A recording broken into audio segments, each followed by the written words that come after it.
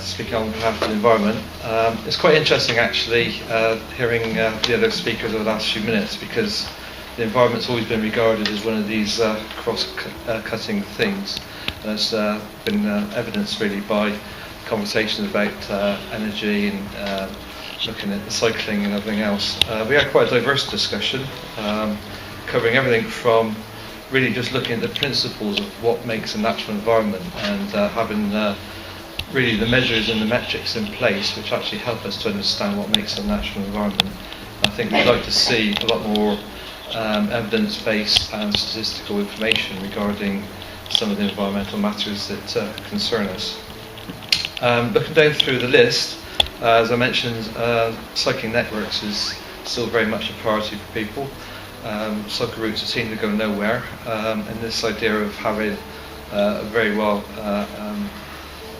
routed sort of cycle network around the town is definitely something which we'd be interested in support.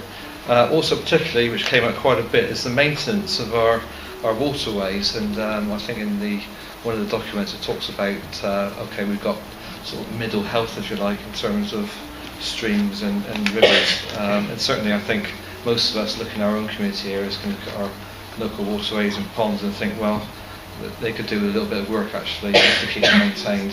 And I think there's a real question about whether that lies with the communities, active communities, or whether there's a central function that should be funded better to do those sorts of things.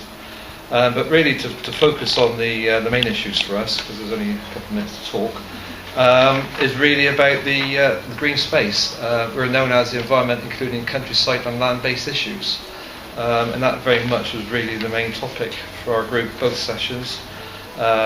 Reading out the words of our top priority action, it says protection of green space and unbroken green corridors through built areas, which would include growing spaces for all.